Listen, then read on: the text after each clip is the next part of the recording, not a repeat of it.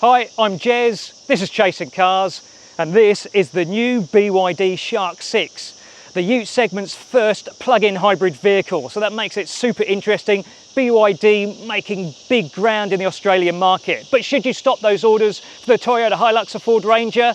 Well, that's what we're going to find out today. I want to find out whether this can be one of those traditional one-tonner practical family adventure vehicles for the weekend. But I also want to find out if this is any good off-road. But for that, I'm bringing in our 4x4 guru, Evan.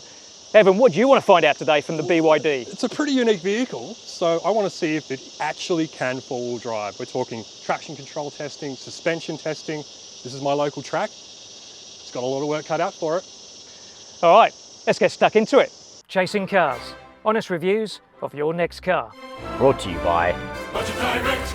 Let's start off with a headline fact with the Shark. The RRP, $57,900, about $61,000 drive away. That's a staggering price. Maybe an introductory offer, so the pricing may go up, but for now, the only kind of Ranger you could get for the same money is an XLT, which is pretty low in the order, a Hilux SR5, mid-spec, not a great deal of equipment compared to this particular model, which is one spec only, by the way, for now, but there is a lot of features for that money. 3 colours available. And I love the way that BYD's had a little bit of fun with the exterior colour names, so you can also get a great white, and there's also a tidal black. Okay, let's have a look at some of the exterior features in detail. I love this. The BYD logo, loud and proud, a 3D effect. And this style is very much in keeping with the Toyota and Ford trucks, some of their models there. Bit of a Ranger inspiration here for the headlight and DRL grouping here, and also this C-shaped surround. This is a light bar, by the way, across here. Lower down, plastic front scuff plate, and yeah, we've got a couple of recovery hooks there. Okay, let's go around to the profile. I love this fender design here, nothing controversial about that, unlike the Kia Tasman. Standard wheels are 18 inches with this rim design, but you can get optional sports wheels that are also 18s and all black in design. Side steps are standard, as are roof rails. And if you look at the way the window line kicks up here, now I'm not sure if it's deliberate or not, probably is, but it looks like a bit of a shark fin here. And is there a more appropriate vehicle for a shark fin antenna? This is your petrol flap, and directly opposite is your flap for your charger. And around to the back, LED tail lights, light bar across the tailgate, so a nice symmetry with the front end of the Shark. BYD brand name stamped into the tailgate, bit of a segment tradition there. Quite a bit of writing across the tailgate elsewhere. So we've got DMO, that stands for dual mode off-road, all-wheel drive. Of course, we'll have Evan checking out the off-road credentials of this vehicle later. BYD Shark 6. I don't know why you have to have BYD there yet again. It's quite clearly here. Shark 6, well, the 6, does that suggest there's going to be another Shark down the track? Maybe a Shark 4, Baby Shark, anyone?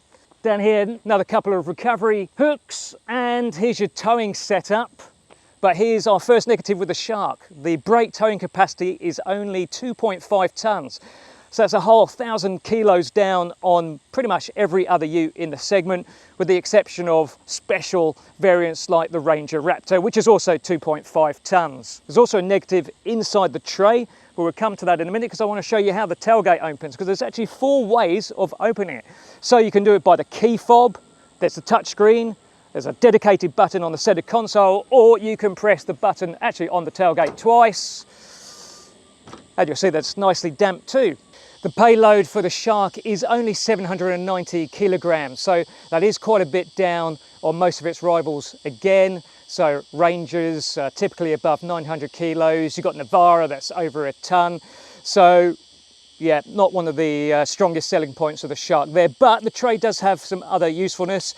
1.5 meters long, 1.2 meters wide between the wheel arches, so you can get Euro-sized pallets, Aussie-sized pallets in here. You've got multiple tie-down points, 3 on each side. Got a little light switch here, dual lights. That's great. Here is a socket, and not 1, not 2, but 3 power sockets. So that's taken advantage of having a battery integrated into the platform. Of course, BYD, renowned for Some peculiar cabin designs, shall we say, in the likes of the Dolphin, the Atto 3, but this is almost conventional by the segment, and that's a pretty good thing. And of course you get your rugged styling cues, you've got fixed grab handles on the A-pillars, on the centre console, you've got a chunky gear lever and oversized switch gear, and I particularly like this row of buttons along here that perform various functions. There's only one interior colour, and that's black, and it also makes me feel like I'm in a Ford Ranger Raptor because you get these orange highlights in the front cabin. So you've got the vent surrounds in orange, orange stitching on the dash, steering wheel, door trim, then for the cup holder surround here and the start stop button here. Now, materials quality, well, look, the only real leather that's in this cabin is reserved for the steering wheel. Fake leather everywhere else, but at least that means that most places that you touch in the cabin are soft. This ute is extensively equipped with standard features. The centre touchscreen, 15.6 inches in size, and in BYD tradition, it can be rotated, so you can have landscape like a Hilux, or you can go more Ranger or Amarok portrait. Personally, I prefer landscape. You've got a Dyne audio music system, seats, electric adjustment, heating and ventilation. So yeah, lots of gear for not a lot of money relatively. Is the cabin practical? Yeah, absolutely. Decent sized door pockets. You get this size bottle in there, no problem. There's still a little bit of room to spare. There are dual trays for smartphones. On the right hand side is for your charging, and a lovely touch here, it's also ventilated to prevent your smartphone from getting too ouchy. Another one on here, no charging, but it's also a place to pop your NFC card, so you can link this up with a BYD app, but BYD hasn't given us that for this particular test. Dual cup holders, as I mentioned earlier here. Console bin, smooth operation, it's deep, and a few sockets in there, 12 volt, USB-A and USB-C. A couple of other things I really like. Passenger side shelf here, nice and deep, so that's really good for storage. And not sure if this is intentional, but I've found another secret place to store your smartphones here in the doors. Rear seat, absolutely loads of knee room and headroom, toe space. Wouldn't mind a little bit more personally. The bench, the actual cushioning is comfortable, but the seat itself is a little on the flat side. Practical amenities, armrest, couple of cup holders, do get vents, grateful for those. Pouches in the seat backs, and we've got more sockets down here, and this time we get a 230 volt socket for the rear seat, as well as USB-A and C. Completely flat floor, and the advantage of that is that an adult can sit in the middle seat. I've done it, and you can be fairly comfortable. So how does the BYD Shark drive on the road? Well, we've got to start by talking about the drivetrain, because it is non-traditional at this stage. It's 4-cylinder diesels or V6 diesels, left, right and centre in this segment. So here we've got a plug-in hybrid and with a petrol engine. Yes, you can get a petrol engine in the Amarok, but electric motors, it really does make quite an unusual experience. So we have two electric motors, one on each axle. The most torque comes from the rear electric motor. Then the turbo petrol, 1.5 litres in size. That is primarily designed, so we're told, to provide replenishment for the battery integrated into the chassis, so that's providing the power for the electric motors, but that petrol engine can also power the front wheels as necessary. And you get a choice of modes. Well, there's a few different modes available actually, but the key ones for this plug-in hybrid are the EV mode and the HEV mode. I feel like we should call them EV and HEV just because it rhymes neatly, but we'll call it EV and HEV. So EV mode, we've got plenty of charge, 56% on the battery. So we know that if we get 25% or lower, the car will automatically go into HEV mode. That's where it brings the petrol engine into play to start regenerating some power. We've got regen braking as well, of course, and you can play around with a mild or more aggressive setting. That's via the touchscreen. Quite a few things to change via the touchscreen, just like a Tesla. And in EV mode, well, of course you get this silent motoring. And like what I've driven multiple EVs, but it still feels really weird in a big ute. So there's no diesel clatter whatsoever. It's just silent running. All you can hear is a little bit of road noise, and the tyres, the standard tyres that are fitted, the Contis, are respectably quiet as well. Now, if you don't want to always be in EV mode, when you've got enough battery power, you can force it to go into hybrid mode there. So now we've selected that. So it comes up on your digital driver display here. So it's changed from EV to HEV. And we even get a energy display monitor on the touchscreen. I know we should be paying more attention to the road, but I'm just quickly glancing across, and we can see that we have the engine highlighted in orange, just like those little bits and pieces in the interior. And we can see that it's feeding some energy back to the battery, and we can see that the electric motors are still primarily responsible for driving the vehicle. If we go a bit faster, well, even though we're going faster, the system has still said, no, we've got enough battery power. We're going to keep the electric motors and not worry about using the front engine, the petrol engine, for powering the front wheels. Unfortunately, there are no body-on-frame miracles happening with the Shark. So go over a big bump or a pothole and the vehicle does shudder quite noticeably. And generally the ride is kind of either lumpy or jiggly, but it can have its smooth moments, and on the freeway particularly, I think this is a really comfortable vehicle to cover lots of kilometers in. It's kind of soft but controlled. So mixed on the ride front. The steering is quite well weighted. It's not particularly crisp, it's not particularly direct, 3.4 turns lock to lock. So personally I think a Ranger and Amarok steer better than the Shark, but it's not bad. It drives a lot better than I was expecting, to be honest. I've driven Atto 3, Dolphin, Seal, and they're okay, but they're nothing special. But this is, to me, feeling like the best BYD product yet. Something else I'm really liking about the Shark. Now, other BYD models, lots of the Chinese EVs, and even the Korean models from Hyundai and Kia, they have this annoying tendency to have these intrusive driver aids. And this is something that's really surprising me with the Shark, as we spend hours driving on freeways and through the suburbs, country roads. There's no intrusion from a lane keep assist trying to force us to steer left or right when we don't want to. There's no annoying beepings if we just go 1 or 2 kilometers over the limit. The only thing that pops up now and again is the driver monitor sort of saying, please pay attention, because you can find yourself just glancing over to the touchscreen quite well, because there's a few things that you want on the touchscreen for information and, you know, changing modes. You know, if you want to change the regen braking, you've got to look over here and change this button here. There's not many changes that you do on the steering wheel, but there are some things that you can change. Now, Evan will cover this switch here. On the lower right hand side of the steering wheel is the terrain button that gives different terrain modes on that. I'm more concerned with the drive modes on the lower left side of the steering wheel, and you have normal mode as default. You've got an eco mode, and that tells the vehicle that you want to be more conservative with the energy consumption. And you also have a sport mode. Now, sport mode is interesting because that encourages the petrol turbo engine to get more involved, that you want to get the maximum performance from the vehicle, which is big power, 321 kilowatts, 650 newton meters. That's some serious outputs, more than a Ranger Raptor.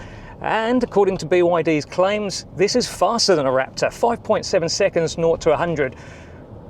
Now, okay, this car has got its quick acceleration. You expect that for an electrified ute, but the response still kind of catches you out when you first press the accelerator pedal, because just in a ute, you're not expecting that. Can it do 5.7 seconds? Well, just by seat of the pants, I could believe it, but I think we should do a scientific test.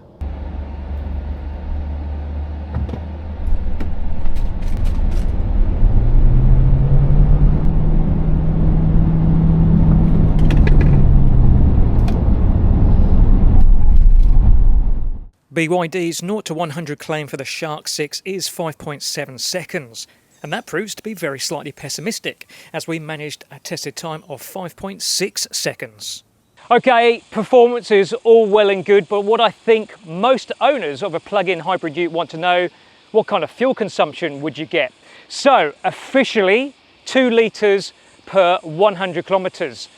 Pretty impressive, though you're really only going to get that kind of number if you're regularly topping up that battery and using the EV mode the majority of the time. However, BYD does give you an ADR for the fuel consumption, and that's 7.9 litres per 100. Now, we've been seeing around 7.7 to 8.1 litres 100 kilometres on the average fuel consumption, but it's actually a bit difficult to work out what the BYD info is trying to give you. So if that is accurate, we're not quite getting to the 800 kilometres of a range that BYD is claiming for the Shark, but not far off. What I can tell you is that we are going to fill the tank up after this testing, and that will tell us how much fuel that we've used since we've had this vehicle on test. And here's the result. After nearly 300 kilometres of unladen driving, our on-test petrol consumption was 6.8 litres per 100 kilometres. This did include a single recharge of the Shark's battery from low to 100%, and how often the BYD ute is plugged in will very much determine just how much owners will spend on fuel. That's still a pretty decent figure though for a 2.7 tonne ute, and it's worth noting the official consumption for the one regular non-plug-in hybrid ute available in Australia. The petrol-electric GWM Cannon Alpha is rated at a relatively high 9.8 litres every 100 kilometres. That's the on-road experience covered. Now over to Evan, who's going to discover whether or not the Shark 6 is out of its depth off-road. Well, I've grabbed the keys off Jez. I'm about to take the Shark off-road to see how it performs. Let's go and get this thing muddy. This is all very exciting. I've not even driven a single kilometre in the BYD Shark on road, and I'm now off-road, in my happy place. I love four-wheel driving, and I'm really excited to see if this type of vehicle can perform in the rough stuff, because this is my local track. I'm out here regularly, and I know my own car can do this, so I've built my own car to do this. Can the BYD Shark from the showroom impress me off-road? So far, first impressions, the ride is very jiggly. It's very busy on compression. It's not bad, and I think with a few people and some weight on, obviously that's going to make it better, because unladen ute. For an unladen ute though, it's pretty good. Steering's nice, not the best turning circle, and you definitely notice the width of this vehicle. Well, I am. This is a first impressions video. I've not really had any time to get used to it, and that's great because it's going to highlight straight away if this thing's a ripper or a bit of a dud. So we're going through between the trees here. Again, shows the width. Four-wheel drives are getting wider, like the Ranger and things. So these tracks are slowly over time going to get wider, but at the moment it's pretty tight. Now we've got all independent suspension in the BYD Shark, rear suspension independent. The only other ute that I can think of with independent coil suspension is the Honda Ridgeline, which I don't think we even got in Australia. Not the best for suspension travel, and probably not the best for load carrying as well. But in terms of an all-round package, it's going to handle very well on-road, and on these faster sort of corrugated sections, it's going to handle really well. And that's what I'm experiencing so far. Definitely could do with a bit more ground clearance. Those side steps sit very low. And we're going through some very deep water here, and it's telling me to stop. The screen, I'm not going to stop, I'm going to keep going. All right, it's got plenty of torque, accelerates well. There's no real modes, or there's modes, sorry, there's no real buttons to push though. You sort of just put it in drive and go. In terms of modes, you've got a button down the bottom here called terrain.